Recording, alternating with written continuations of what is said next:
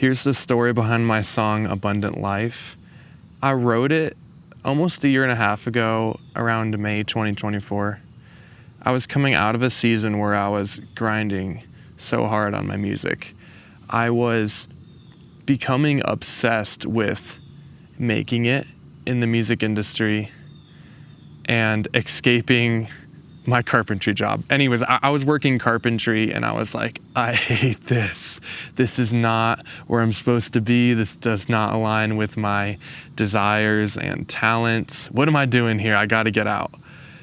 My life basically became like, I need to do whatever it takes to escape this dead-end job because I can't take this anymore. And I was trying to use my music to get me out of there. And you know, there's nothing wrong with like saying, hey, this is where I want to go. I'm going to work towards it, put in the hard work and diligence to make it happen. You know, that's good. That's good. But my journey like turned music into my God, where music first was a thing of, hey, I want to be a good steward to my desires and talents. I want to be a blessing to others. I want to serve God with this. And I just want to write honest songs from the heart.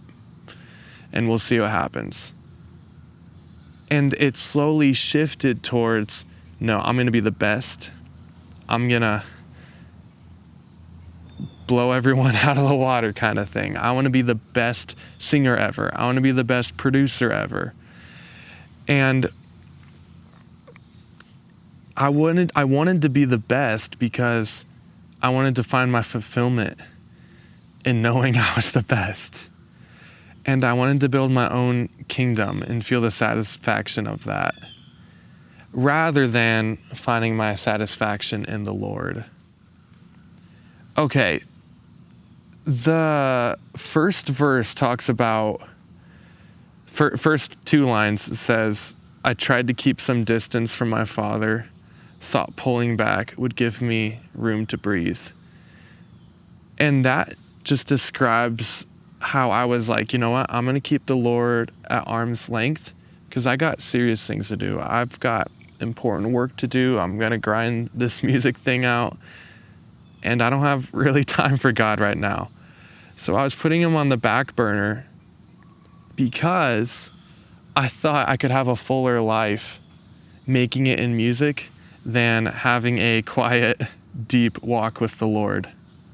And it reminds me of this passage in Isaiah, or no, it's Jeremiah. This passage in Jeremiah that says, Israel, they've done two evils. First thing they've done, they have forsaken the living God.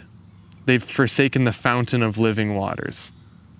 And then the second thing, they have hewn for themselves broken cisterns that hold no water. Here's the idea. They've got a infinite source of joy and fulfillment in God. And instead of drinking from that well, they're saying, you know what? I'm going to make my own well, and I'm going to drink from that, and it's going to be, the world's going to supply it. And the Lord just says to them in Jeremiah, hey, this is wickedness. And that's exactly what I was doing. For me, the broken cistern was music. The broken cistern was me. Well, it wasn't just music. Like underneath that, it was fame, material blessing.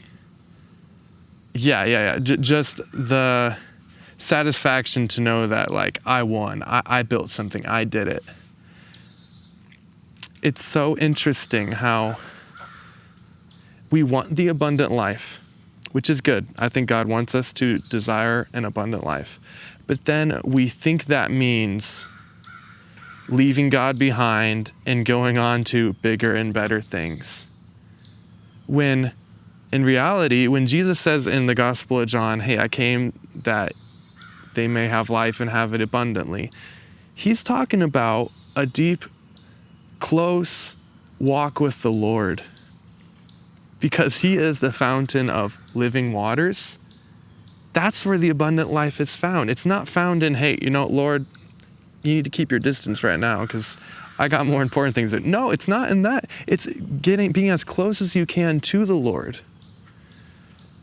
So I think the abundant life is tied up in spending time with the Lord and obeying. I think it's just walking in the fullness of what God has intended for us, which is Christ-likeness, dying to self, loving others, loving Him, enjoying Him, all these things. And the amazing thing about this abundant life is it's not tied to my material blessing. It's not tied to my fame. It's not tied to my amount of skill or success in anything. I could be the poorest person.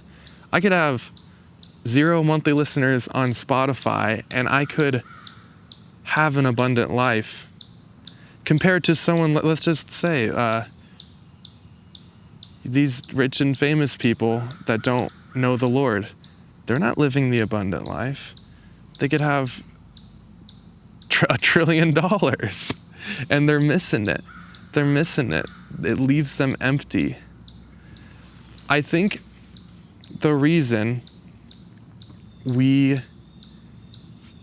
make for ourselves broken cisterns and try to fill them up, like for me it was music, the reason we do that is because we actually believe the enemy when he whispers in our ear and says, hey, you can have a full life without God. Just go over here. That's what he did to Eve.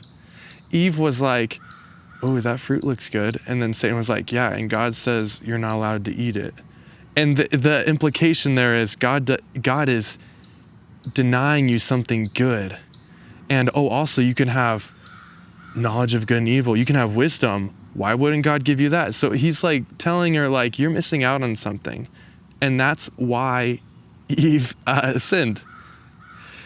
I think that's the root of all of our sin. The root of all of our sin, I think, is trying to find the abundant life in something or someone other than God. I just want to end this little talk with the last part of the chorus of my song, which says, I ain't buying no more what this world supplies, because I'll be out there living the abundant life. It's talking about I'm letting go of everything but God to fill me up, because He's all that I need. Anyways, I hope this song is an encouragement to you, and I hope it convicts you if you were going through the same thing I was going through. Anyways, thank you.